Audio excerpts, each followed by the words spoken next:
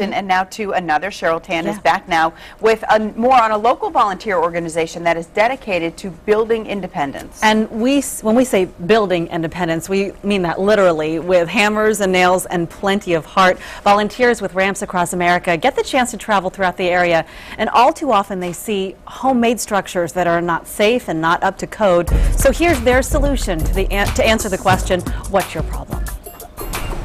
The idea for Ramps Across America grew out of necessity. Now, about 18 years ago, I lost both my legs above the knees to connective tissue disorder similar to lupus. I went in the hospital, thought I'd be home in 5 days, and a year later I came home. Judy Head was able to make it home, but realized with no ramp, she could not make it out. Here's where her story takes a turn for the better. When I came home, a Good Samaritan had built me this gorgeous ramp. I, to this day, have no clue who it was. And from that point on, I kept thinking that's something that I would like to do for the community. And she does. 6 years ago, Head started the nonprofit group Ramps Across America, and immediately the calls started coming in. And I knew the second we stepped out that we would have a very large number of applicants because of the necessity. And the need will only grow. The first baby boomer turned 65 this past summer. Recently, Ramps Across America, which started on the peninsula, expanded to Southside. Buck Heffernan is in charge of that division, and money is tight. We had a large, what I call a monster build, planned for the very, very near future, which we've had to cancel because our grant hasn't come in. Which means for yet another week, we're having to put off somebody who has a tremendous need. And this gentleman hasn't been out of his house in 3 years. They cost approximately $3,000 to $5,000 if you have a carpenter build one. That sounds about right, according to Glenn Schweitzer, owner of Skybryn Enterprises and volunteer contractor. This is the third ramp he's built for Ramps Across America. He'll soon work on a fourth. It makes me glad that I had the opportunity to give back to them. Volunteers without building skills also have a place.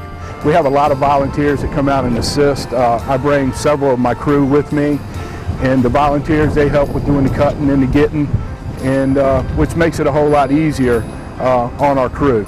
Most insurance will not pay for the development of a project like this, a ramp. So what are people to do? What are they going to do when they have a fire? What are they going to have to do when they have to get out of their house? They can't. But the group is working on a solution to grow in Hampton Roads and throughout the country. We were named Ramps Across America because we wanted to do just that. Move across America and not recreate the wheel, but take small organizations and put them under one umbrella. Over the past 6 years, Ramps Across America has built 33 ramps, resulting in 33 people who are enjoying a newfound independence. And every time doesn't change. You are just so grateful that you can give somebody that freedom. Our mission statement reads, building independence one ramp at a time. You know, that's our mantra. That's what we believe in.